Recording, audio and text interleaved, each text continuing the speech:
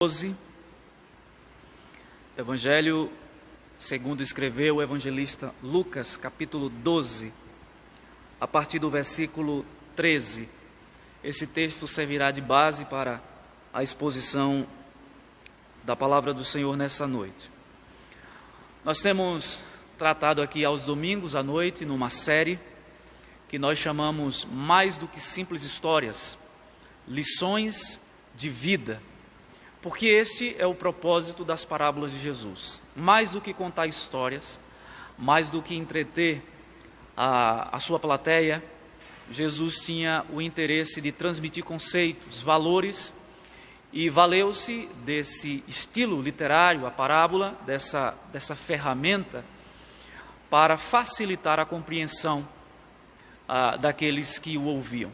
Se por um lado facilitava a compreensão, por outro lado, Jesus tinha o objetivo também de obscurecer o ensino. Jesus, de vez em quando, chamava os discípulos à parte e os discípulos meio confusos. O que é que o Senhor quis dizer com tal história? E Jesus explicava aos discípulos o significado das histórias, dessas parábolas. E Jesus diz: eu faço isso para que eles vendo não vejam e ouvindo não entendam. Lucas capítulo 12 nos diz assim o texto da palavra do Senhor. Lucas 12, a partir do verso 13. Nesse ponto, um homem que estava no meio da multidão lhe falou: Mestre, ordena a meu irmão que reparta comigo a herança. Mas Jesus lhe respondeu: Homem, quem me constituiu juiz ou partidor entre vós? Então lhes recomendou: Tende cuidado e guardai-vos de toda e qualquer avareza, porque a vida de um homem não consiste na abundância dos bens que ele possui. E lhes proferiu ainda uma parábola, dizendo: O campo de um homem rico produziu com abundância, e arrazoava consigo mesmo, dizendo: Que farei, pois não tenho onde recolher os frutos?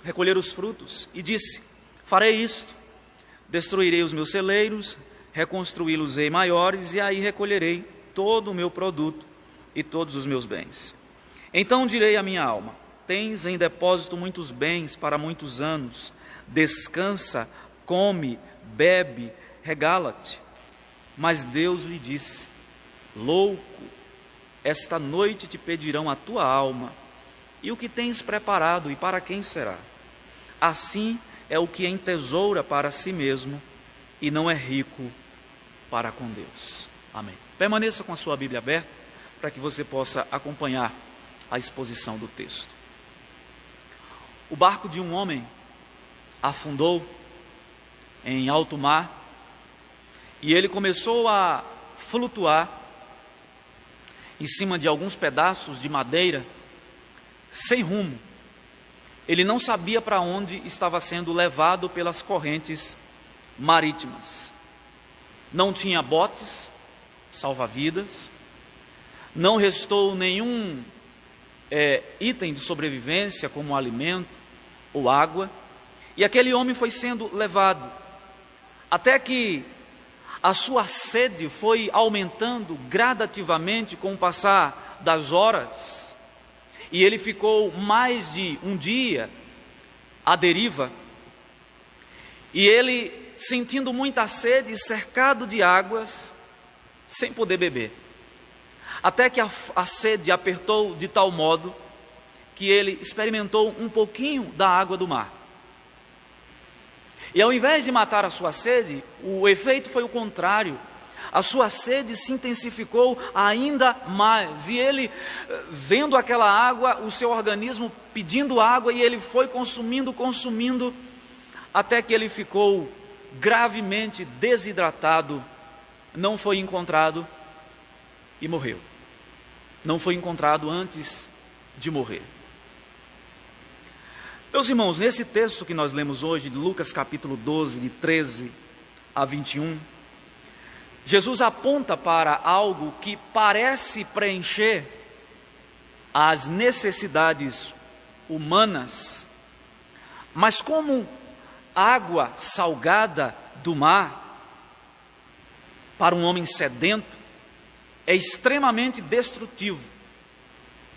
Jesus fala aqui de algo que parece, num primeiro momento, bom, que vai resolver todos os problemas, mas ao final se revela como uma grande cilada. Jesus está falando aqui do perigo da ganância. Jesus está falando aqui sobre o perigo de acumular bens. E não só necessariamente o perigo de acumular bens. Esse não é o ponto. O ponto de Jesus aqui é onde estas coisas estão em nossas vidas. Qual o lugar que estas coisas ocupam nos nossos corações? Qual é o lugar que os seus bens, que aquilo que você possui, ocupa no seu coração, na sua vida? Isso faz toda a diferença. Porque o grande perigo dessa realidade que Jesus nos apresenta aqui, do dinheiro e da ganância, que são quase irmãos gêmeos, o que separa um do outro é uma linha muito tênue. O grande problema é que, via de regra, quando o nosso coração é dominado pelo dinheiro, ele toma o lugar de Deus, porque a avareza é um tipo de idolatria. Se nós tomarmos idolatria no seu conceito básico bíblico, de que idolatria é tudo aquilo que de alguma forma toma o lugar de Deus das nossas vidas, que rouba a centralidade de Cristo do nosso coração.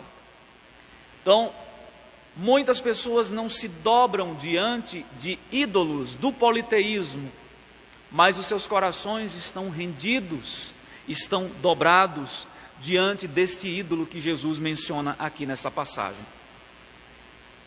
É atraente, parece saciar todas as necessidades humanas, matar a sede do coração humano, mas ao final se revela como água salgada do mar, que para nada mais serve nesse contexto, a não ser para desidratar e levar à morte. Os irmãos, imagine que alguém está pregando um sermão, proferindo uma palestra, falando sobre um aspecto da vida cristã, e alguém interrompe esse pregador e diz: olha, me ajude, por favor. Eu estou querendo saber quais são as melhores maneiras de ganhar dinheiro. Eu quero saber como ficar rico, por favor, eu quero que você me instrua. Eu sei que é um pouco fora do assunto que você está falando, mas eu gostaria que você me instruísse a esse respeito. Foi exatamente isso que aconteceu aqui antes de Jesus contar a parábola.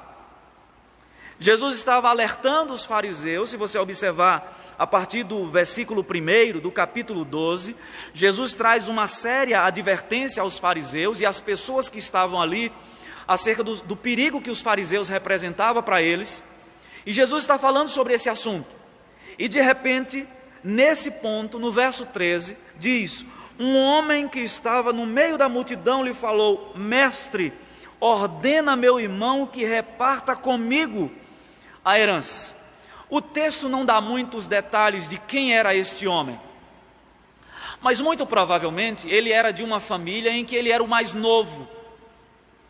E nesta época, os filhos mais novos, no caso de repartição de herança, eles ficavam com uma parte menor do que a dos filhos mais velhos, ou a do filho mais velho, porque sobre os ombros dos filhos mais velhos pesava a responsabilidade de cuidar da família. Então ele se tornava o arrimo da família. Quando o pai morria, no momento da repartição, o filho mais novo recebia uma parte menor do que a herança do filho mais velho. É muito provável que seja esse o contexto. Esse rapaz aqui estava inconformado com a repartição, a partilha da herança, e ele então: Senhor, coloque-se como juiz da minha causa, aconselhe ao meu irmão convença-o de que a herança precisa ser repartida de uma forma melhor. A gente olha na Escritura, eu gostaria de ler o texto de Deuteronômio, capítulo 21, versículo 17, porque essa era uma lei prevista no Antigo Testamento, de que o filho mais velho, o primogênito, ele tinha essa prerrogativa. Deuteronômio, capítulo 21, versículo 17, nos diz assim: mas ao filho da aborrecida reconhecerá por primogênito, o primeiro, o mais velho, dando-lhe dobrada porção de tudo quanto possuir, porquanto aquele é o primogênito do seu vigor, o direito da primogenitura é dele.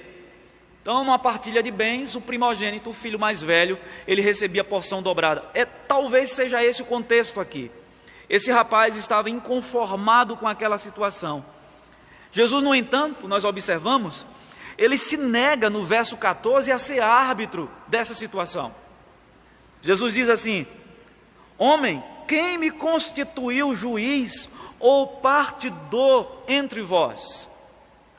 Mas observe que Jesus, conhecendo o coração, a parábola mostra de maneira implícita que Jesus percebe que o problema daquele homem não era a maneira como ocorreu a partilha dos bens. A parábola revela que Jesus, conhecendo o coração daquele homem, e o problema dele não era a questão da divisão, mas a avareza do seu coração. Jesus percebeu que, ao interrompê-lo, quando ele estava falando de uma coisa tão séria, para falar sobre partilha de bens, Jesus, conhecendo o coração daquele homem, percebeu que ele estava movido, ele estava impulsionado por outros motivos, por outras razões. E Jesus então conta a parábola de um homem. A partir do versículo 16, no verso 15, Jesus diz: tende cuidado e guardai-vos de toda e qualquer avareza. Observe, logo depois de repreender o homem, porque a vida de um homem não consiste na abundância dos bens que ele possui. E então Jesus começa a contar a parábola, e ele conta que o campo de um homem produziu com abundância. E foi uma produção, uma colheita tão inesperada, que ele olhou para os seus depósitos, galpões, e disse: eu não tenho onde colocar isso. E o texto diz que ele arrazoava consigo mesmo e disse: já sei o que eu vou fazer.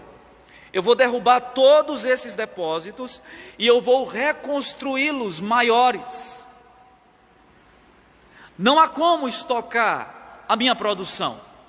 Eu vou derrubar o que eu tenho, os depósitos, vou reconstruí-los maiores.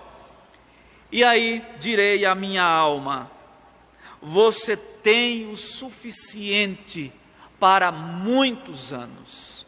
Em outras palavras, você alcançou a sua independência financeira. Você não precisa mais se preocupar com o amanhã, não precisa mais trabalhar, porque a sua poupança para o futuro está garantida.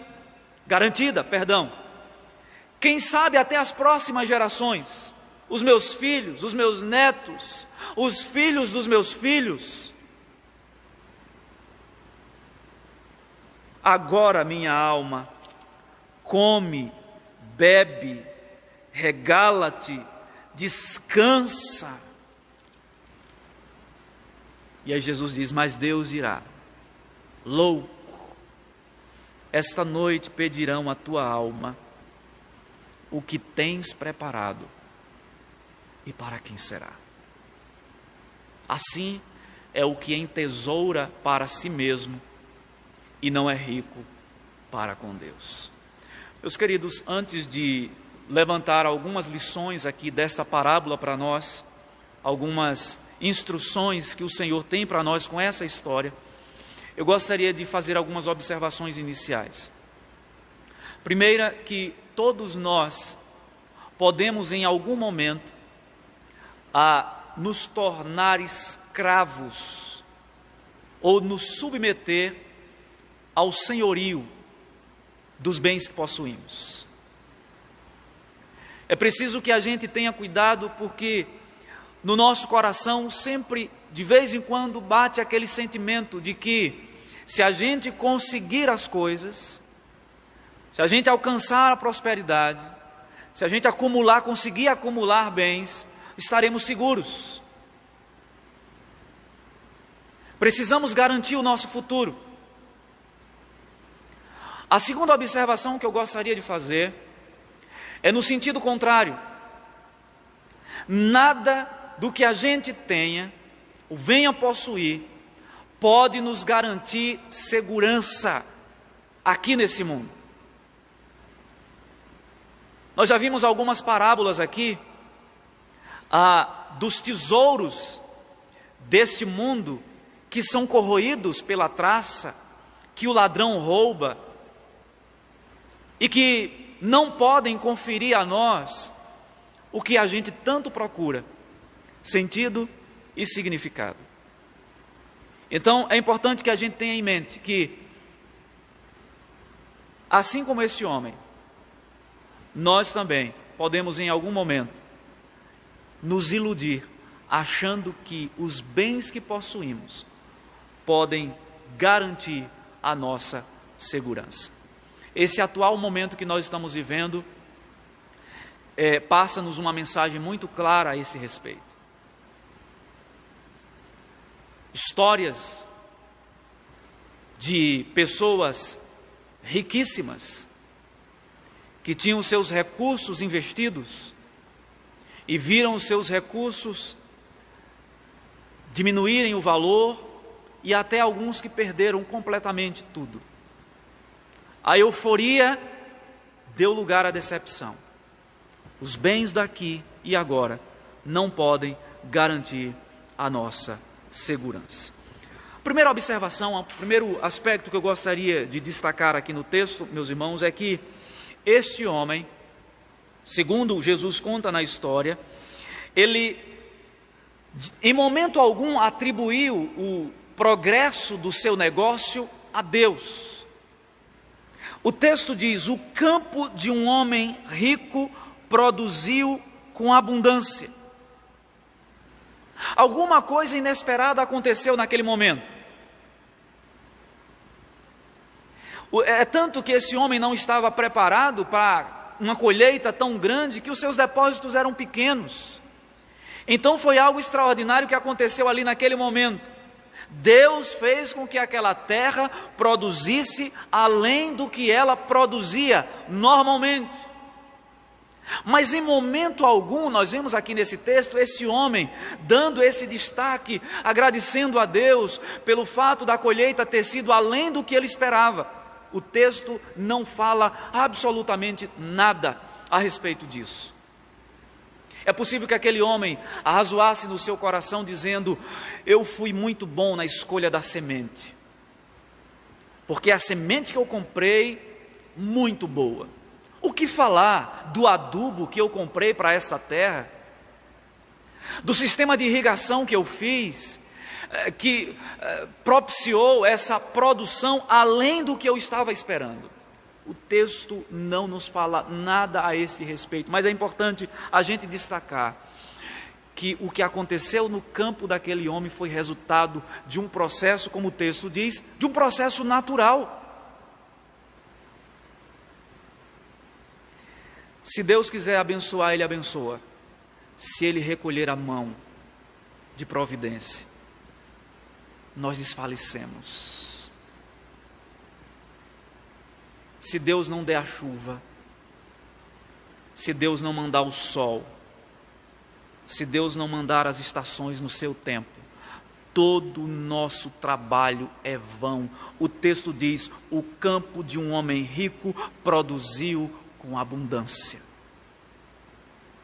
Meus irmãos, quantas vezes nós nos iludimos achando que nós somos autossuficientes e conseguimos as coisas pela força do nosso próprio braço, pela nossa própria capacidade, quando na verdade é Deus que diariamente provê todo o nosso sustento.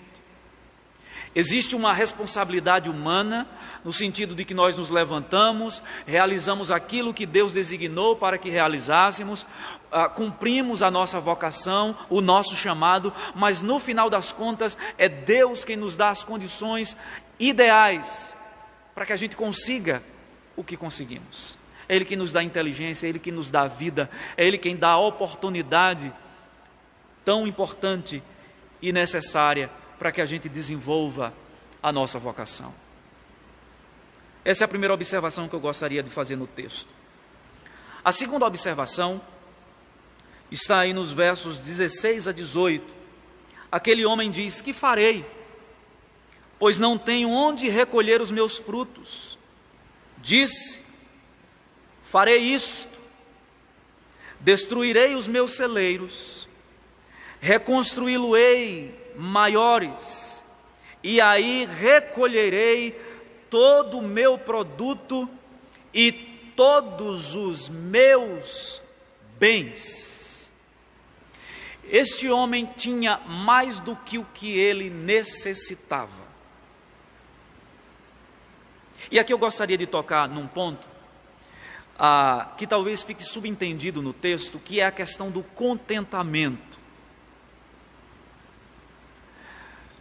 Meus irmãos, eu não tenho dúvida de que Deus tem nos dado além daquilo que nós necessitamos. O nosso coração é que quer mais, mais e mais. E na maioria das vezes não estamos satisfeitos com o que temos. A falta de contentamento faz-nos olhar para o que temos e não agradecer a Deus. Achamos que a grama do quintal do vizinho é sempre mais verde do que a nossa.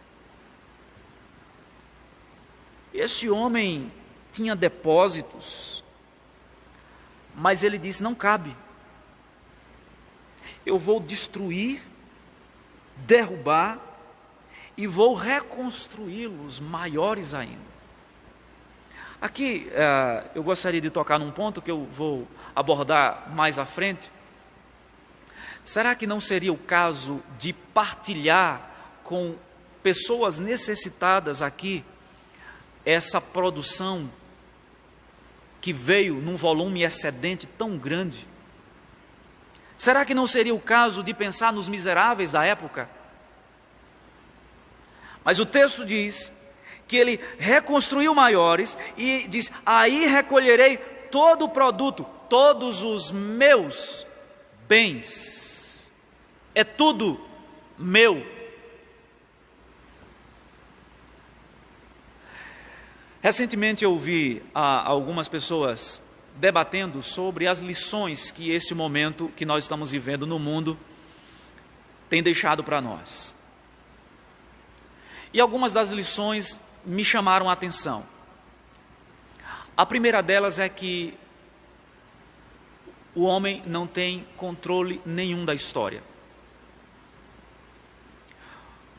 Por mais que o mundo seja desenvolvido hoje, em todos os sentidos, em todas as áreas, esferas,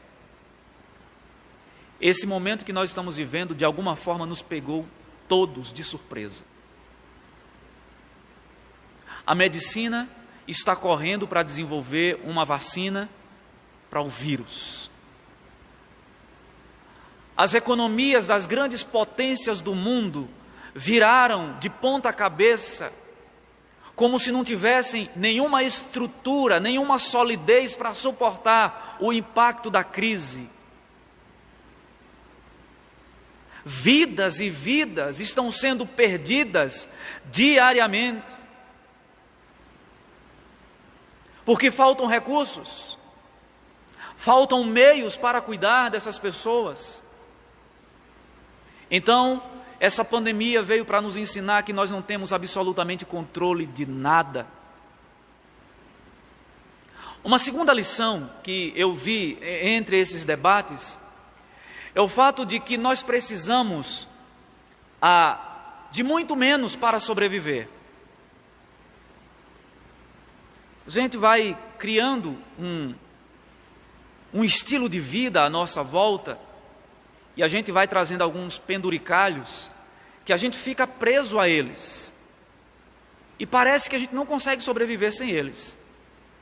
Até que vem um momento como esse, dramático, e nos ensina que nós podemos sim viver sem muitas coisas. São acessórios que a gente vai trazendo para as nossas vidas, e quando não os temos, às vezes aquele sentimento de descontentamento se abate sobre nós. Então, meus irmãos, uma das lições que esse momento que nós estamos vivendo tem nos ensinado é que nós precisamos ser contentes, estar contentes com aquilo que nós temos. E hoje, por conta da facilidade que a gente tem de comparar a nossa vida com o outro, por conta das redes sociais, a gente olha para o vizinho, a gente olha para o irmão, a gente olha para o familiar, a gente olha para o carro, para a casa, para as viagens, para as comidas que eles comem, os lugares que eles frequentam, e aí quando a gente não consegue atingir esses padrões, o sentimento de fracasso abate sobre muitos de nós. Nós precisamos estar contentes com aquilo que Deus nos tem dado. Eu não estou dizendo com isso, eu gosto sempre de fazer essa ressalva, que nós não devamos buscar viver uma vida melhor, galgar patamares maiores na nossa ocupação, nosso ramo de atividade, que não lutemos e desejemos remunerações melhores. O ponto que eu estou querendo ressaltar aqui é que nós devemos estar contentes com aquilo que Deus nos tem dado dentro das condições que nós estamos vivendo. Se Deus nos deu a condição de viver entre os mais abastados, estejamos contentes e olhemos para os mais necessitados. Se Deus nos deu a condição de vivermos entre os medianos, estejamos contentes também, sem esquecer daqueles que são mais necessitados e que estão abaixo de nós. Esse homem derrubou os seus celeiros, reconstruiu maiores e disse: recolherei todos os meus bens.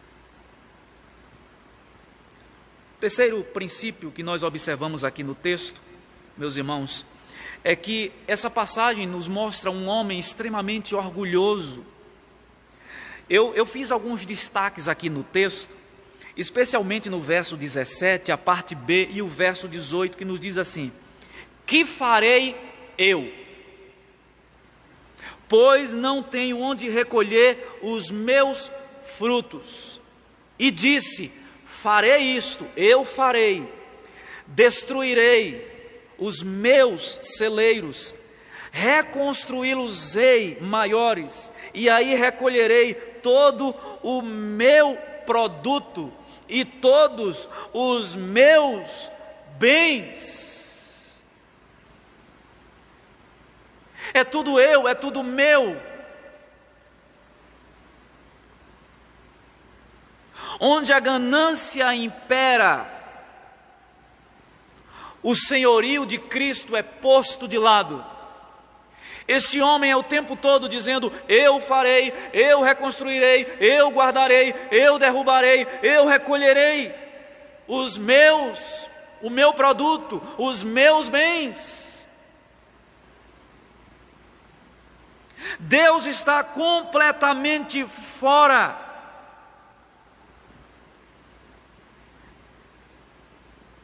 do aspecto existencial desse homem, da vida desse homem. A ganância o fez se sentir dono de tudo. Primeiro eu, segundo eu, terceiro eu, e depois de mim sou eu.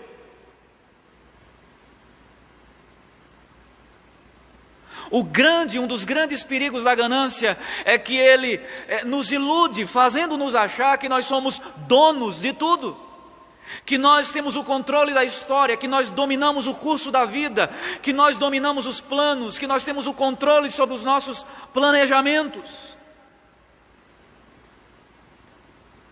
Este homem descarta absolutamente a soberania de Deus sobre ele. É tudo eu que farei.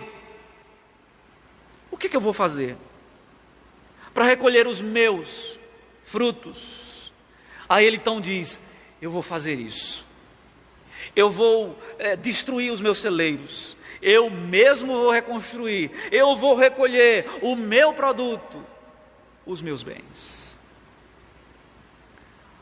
Ao contrário da visão que este homem tinha da vida, de que ele estava no centro, de que ele era o dono de todas as coisas, a avareza o cegou. A palavra do Senhor diz no Salmo 24, versículo 1: ao Senhor pertence a terra e tudo que nela se contém, o mundo e os que nele habitam. Esse homem não era dono de absolutamente nada, apesar do eu. O egoísmo está à frente de todas as coisas. Essa é a quarta observação que eu gostaria de fazer. Além de ser um homem orgulhoso, de achar-se dono de tudo, senhor da sua vida, senhor do seu destino, ele era um homem egoísta.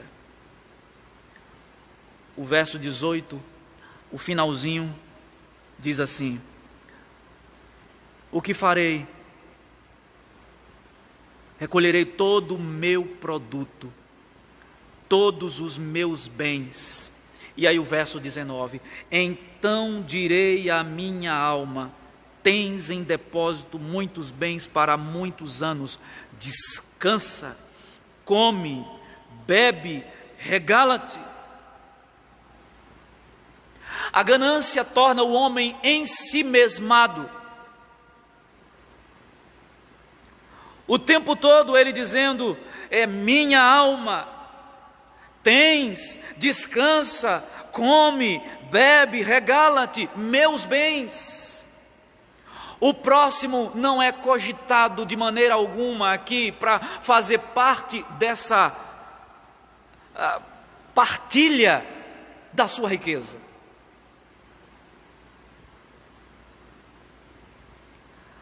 A ganância ignora a prioridade do próximo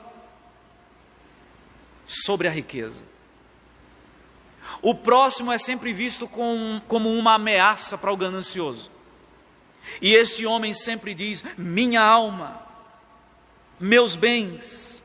Descansa, dizendo para si mesmo, para a sua alma: come, bebe, regala-te. Meus irmãos, a ganância nos torna egoístas, ensimesmados,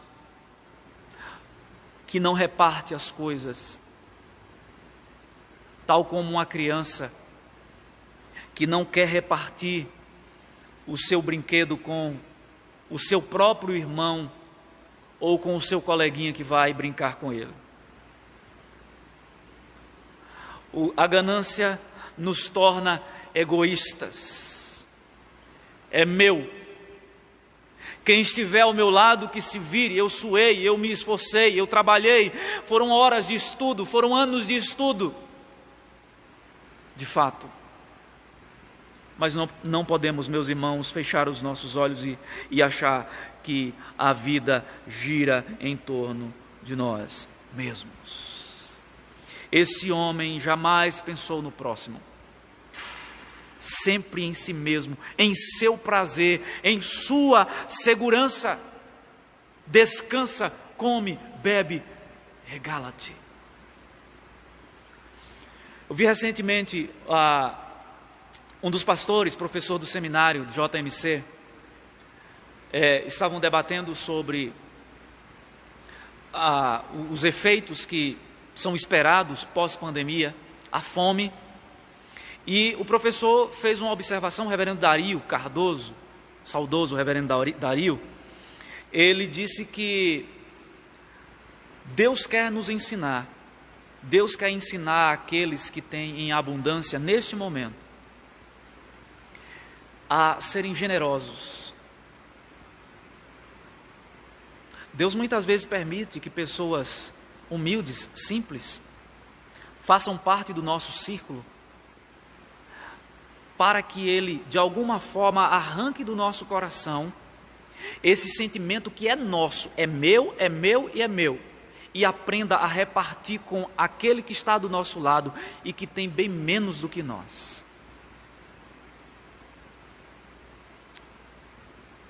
A quinta observação que eu gostaria de fazer nesse texto é que esse homem, além de não reconhecer que aquela riqueza, que aquele campo produzindo em abundância, aquilo era uma ação, não da sua própria capacidade, mas havia algo especial ali, o próprio Deus fazendo o campo produzir. Aquele homem derruba todos os seus celeiros e constrói maiores, talvez revelando uma falta de contentamento com o que tinha e não repartir com o outro. Aquele homem era orgulhoso. Ele sempre dizia: eu destruirei, eu farei, eu reconstruirei. Mas além de egoísta também, quando ele chama, ele diz para si mesmo: minha alma, tens em depósito bens para muitos anos, descansa, come, bebe, regala-te.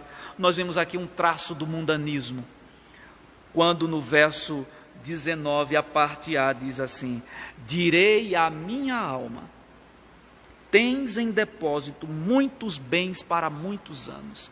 Este homem não considerava que a vida tem fim. É como se ele cogitasse o fato de que a sua vida iria perdurar nesse mundo indefinidamente. Ele estava razoando consigo mesmo. Estas são as conversas mais sinceras que nós temos. As conversas mais sinceras não são aquelas que nós colocamos para fora. As conversas mais sinceras são aquelas que nós temos com a nossa própria alma. E é isso que esse homem faz. Ele diz: direi à minha alma, razoando consigo mesmo, tens em depósito muitos bens para muitos anos. Ele pensava apenas no aqui e agora. Era um mundano, no conceito mais simples da palavra. Era um homem que tinha os seus pés fincados na terra e o seu coração fincado aqui. Jamais passou na cabeça dele que um dia aquelas riquezas ou iriam acabar, ou ele iria morrer e ela não poderia ser levada, elas não poderiam ser levadas por ele no seu caixão, como de maneira tola faziam os faraós, os reis egípcios, que eram enterrados em sarcófagos, em túmulos luxuosos, e nos sarcófagos ia ouro, prata, coroas, riquezas adquiridas, porque a crença de que quando eles ressuscitassem, eles continuariam de posse dessas riquezas. Que ledo engano! Eu vi essa semana na internet uma imagem interessante de um homem com uma mala, vestido, trajado como se fosse um executivo, e ele vai então caminhando em direção à morte. E aí aquela imagem, né, da morte com uma foice enorme, fincada no chão, e dizendo para ele, ele está com uma mala cheia de dinheiro, chega a estar saindo pelo zíper da mala, de tanto dinheiro que ele estava levando, e a morte diz para ele: pode colocar aí, tem uma pilha de outras malas e de tantos outros bens, você não vai precisar disso para onde você vai. Este homem era um mundano, um materialista, como nós vamos ver daqui a pouco. Ele considerava que a única esfera de existência é esta. Sabe o que é que a Bíblia diz? Se houvesse apenas esta existência, a nossa vida seria oca, vazia. Esse é o propósito do livro de Provérbios. mostrar para nós uma perspectiva da vida debaixo do sol. Desconsidere Deus, desconsidere a existência do além, considere apenas que exista essa esfera de realidade. E sabe qual é o resultado? Trabalho, canseira, enfermidade, morte e desilusão. Este homem diz: direi à minha alma, tens em depósito muitos bens para muitos anos. Mas há um traço de materialismo aqui nesse texto também, quando este homem diz: descansa, come, bebe, regala-te. Ele confiava na segurança da riqueza. Ele confiava que a riqueza iria dar a ele o descanso, alimento, água, e que ele iria desfrutar de todas as maravilhas deste mundo. Mas ele cometeu um erro terrível. Aliás, 2. Ele disse: tens em depósito para muitos anos. Nós não sabemos o que vai acontecer um segundo além daquele que nós estamos vivendo. Eu estou aqui falando para vocês, respirando, saudável. Se Deus fechar o meu nariz, cortar a minha respiração, já era um fôlego de vida. Queridos, nós não temos controle de absolutamente nada. Esse homem, ele faz uma previsão aqui como se ele controlasse o futuro. Ele diz: tens em depósito para muitos anos. Como se ele tivesse convicção de que iria viver esses muitos anos. Mas ele comete um outro equívoco de achar que aquilo traria satisfação à sua alma. Riquezas não trazem satisfação. Elas podem trazer conforto, e trazem. Não estou dizendo que elas são ruins em si mesmas, não são. Mas elas não trazem a satisfação que nós precisamos. Se trouxesse, não existia nenhum rico infeliz, não existia nenhum rico com tendências suicidas ou que se suicidasse. Não existiria nenhum rico depressivo, não existiria nenhum rico infeliz. E na medida em que você faça um teste, você tem o desejo de comprar uma coisa, a casa, um carro, uma moto, enfim, e você alcança aquilo. E aí vem um sentimento de frustração, porque já surge um outro anseio, um outro desejo, e aí você quer outro, e aí você alcança, e de repente seu coração não está mais satisfeito, você quer outro, e mais e mais. Este homem achou que as conquistas do dinheiro trariam a ele a segurança e a felicidade, a satisfação da alma. Ele está conversando com a alma dele. Direi à minha alma. Meus queridos, eu gostaria de fazer mais 2 observações. A 6ª e a 7ª tem a ver com um lembrete de Deus. Olha o que diz o verso 20, a parte A. Mas Deus lhe disse: louco, esta noite te pedirão a tua alma. O homem exitoso, cheio de planos, cheio de projetos para a sua vida, de repente o texto, Jesus mostra que aquele homem era louco. O louco aqui é o tolo do livro de Provérbios, aquele que despreza a sabedoria de Deus, que despreza o entendimento das coisas espirituais e se prende apenas aqui ao agora.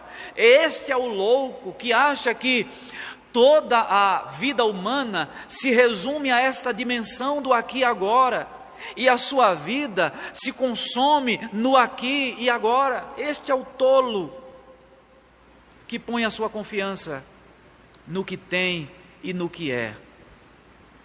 Não temos o controle O escritor Tiago, no capítulo 4, do verso 13 ao verso 16, faz um alerta a esse respeito. Ele diz assim: atendei agora vós que dizeis, hoje ou amanhã iremos para a cidade tal, e lá passaremos um ano, e negociaremos, e teremos lucros.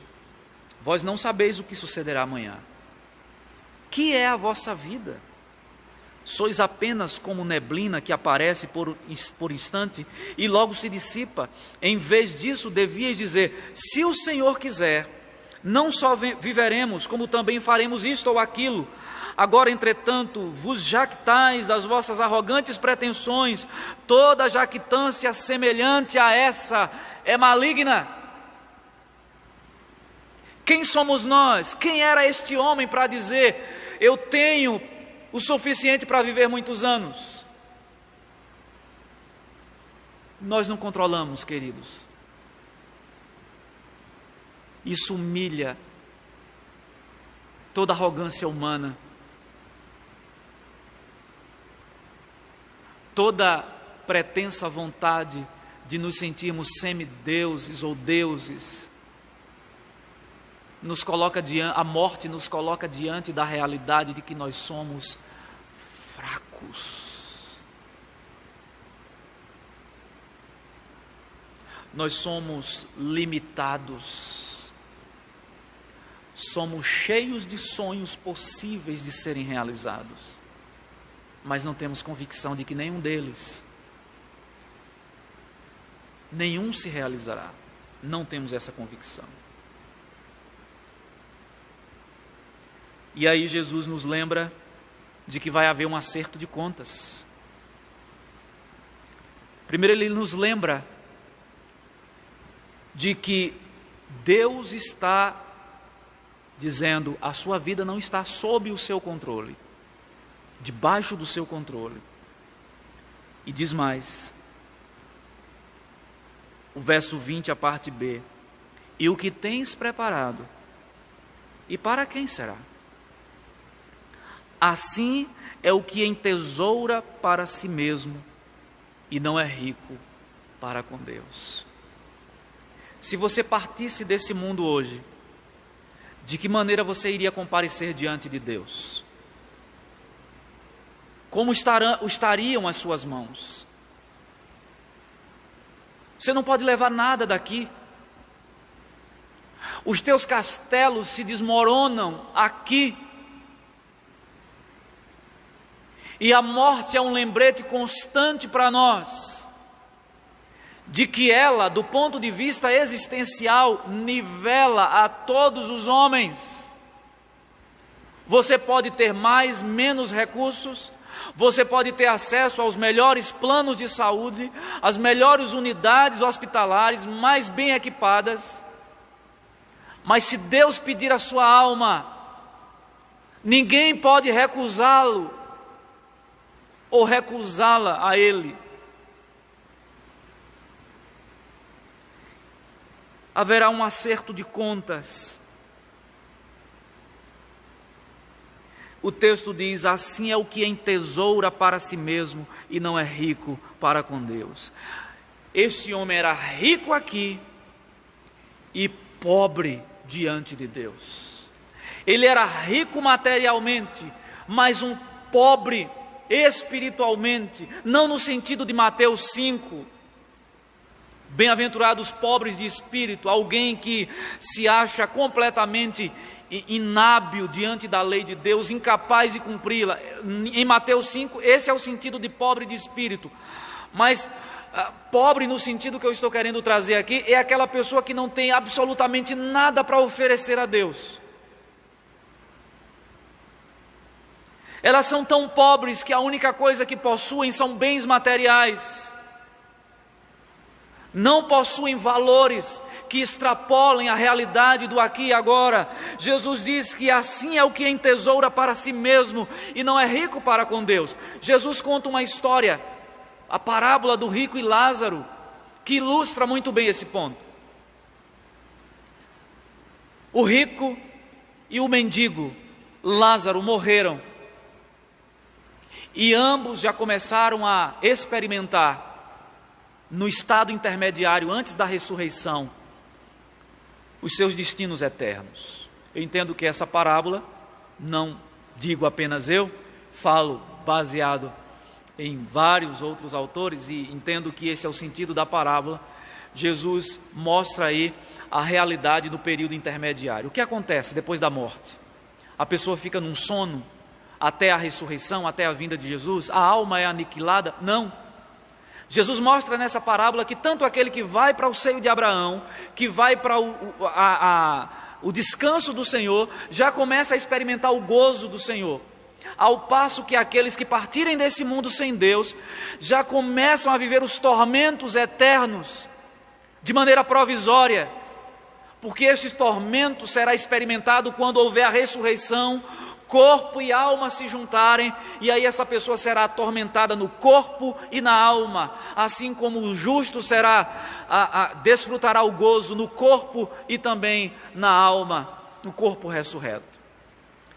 E Jesus conta essa história de que ambos morreram.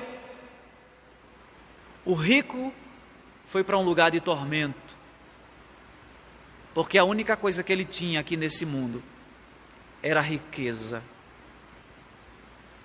E era pobre do outro lado. Rico aqui, pobre lá. Ao passo que Lázaro era um pobre, mas rico para com Deus. Deixa eu abrir um parêntese aqui. Não é a sua condição social que define o seu destino eterno. Não é o fato de ser pobre que significa que você vai ser rico ou estará no céu. Não é o fato de ser rico que significa que está condenado à perdição eterna. O que define o seu destino eterno é a sua posição em Cristo. Se você estiver em Cristo, você será rico para com Deus na eternidade, sendo rico ou pobre aqui. Se você não está em Cristo, você será um pobre na eternidade, sendo rico ou pobre aqui. Jesus disse: assim é aquele que entesoura para si mesmo e não é rico para com Deus. Eu gostaria de concluir o sermão nessa noite fazendo algumas observações. Como você pode ter certeza de que é um rico para com Deus? Eu entendo que, sendo um administrador fiel do seu tempo, das suas habilidades, vocação e dos seus tesouros, daquilo que Deus confiou à sua mão para você administrar. Se você administra corretamente o seu tempo, as habilidades que Deus te concedeu e os bens que Ele te concedeu, usando-os para a glória dEle e para o bem seu, da sua família e dos necessitados também, você é um rico para com Deus. Você é um rico para com Deus se a sua relação com Ele for mais importante do que o que você tem aqui. Quem é o seu Senhor? A sua profissão, o seu filho, o seu cônjuge, o seu salário, o seu carro, a sua casa, o seu corpo. Quem é o seu Deus? Cristo, Ele deve estar como o centro da nossa existência, e aí sim nós seremos ricos para com Deus. Mas nós somos ricos para com Deus quando a nossa esperança não está aqui, nos tesouros desse mundo, como este homem da parábola. Por isso ele disse para a sua alma: come, bebe, regala-te, porque o único tesouro que ele tinha era a sua riqueza. Ele era um pobre, miserável, cego e nu, porque era rico apenas do ponto de vista material. Meus queridos, Jesus não quer ensinar nessa parábola que nós devemos nos privar de riquezas, prazer e bem-estar. Esse não é o ponto. Jesus não disse que o irmão mais novo que o procurou, que ele dispensasse os bens que, se porventura ele tivesse direito. Nós devemos nos atentar para o ensino da passagem. A avareza é uma espécie de idolatria, porque ela rouba a centralidade de Deus, dos nossos anseios, do nosso coração, da nossa mente, dos nossos pensamentos, das nossas ações. Existem coisas que parecem boas, que vão saciar a nossa sede, os nossos anseios, mas podem nos levar à morte, assim como a água salgada do mar, que levou à morte aquele náufrago que estava sedento, cercado de águas salgadas. Que o Senhor tenha misericórdia de nós e que Ele seja o centro da nossa vida, que Ele seja o anseio do nosso coração. Se o Senhor nos der a graça de adquirirmos coisas nesse mundo, de alcançar patamares melhores na nossa profissão, de conseguir remuneração melhor, louvado seja Deus por isso, mas que isto não roube Deus dos anseios do seu coração. Amém. Vamos orar. Ó Deus, o nosso coração é enganoso, corrupto, e nós não estamos, o coração não está imune ao pecado da avareza, do materialismo, do egoísmo, da falta de contentamento, de nos acharmos deuses. Eu faço, eu posso, eu construo, eu adquiro, eu compro, eu vendo. Ó Deus, que reconheçamos em tudo que o Senhor é o dono da nossa vida. E se o Senhor pedir a nossa alma hoje, que compareçamos diante de Ti com as nossas mãos cheias de boas obras. Primeira delas, a obediência ao Senhor em Cristo Jesus. Esta é a principal e primeira boa obra, mais importante. Depois, o acolhimento também, Senhor, daquele que está à nossa volta, do necessitado. Arranca do nosso coração qualquer outro Deus ao qual, porventura, estejamos agarrados a Ele. Em nome de Jesus. Amém. E a graça de nosso Senhor e Salvador Jesus Cristo, o amor de Deus, o nosso eterno Pai, e a comunhão, o poder e as consolações eternas do Divino Espírito Santo repousem sobre vós e sobre todo o povo de Deus em toda a face da terra, agora e para sempre. Amém. Queridos, eu quero convidá-los quero agradecer aqueles que permaneceram conosco até aqui, os que não puderam também permanecer até o fim. Quero convidá-lo a participar das nossas transmissões durante a semana. Na terça-feira, 7h30, temos o culto de oração. Você pode, inclusive, colocar nos comentários, no chat, o seu pedido de oração e a gente vai orar no momento ali. Na quarta-feira, nós transmitiremos também o nosso estudo bíblico. Estamos estudando a primeira carta de Pedro. Tem lições valiosíssimas para as nossas vidas. Aos domingos, pela manhã, estamos estudando às 9h30 o livro de Provérbios. Vamos agora para o capítulo 3. E à noite, 7h30, esse culto que nós acabamos de oferecer ao Senhor, de prestar ao Senhor. Tá bom? Deus abençoe você e sua família. Te dê um restante de domingo em paz. Uma semana abençoadora na sua presença e um sono reparador, restaurador no Senhor. Amém.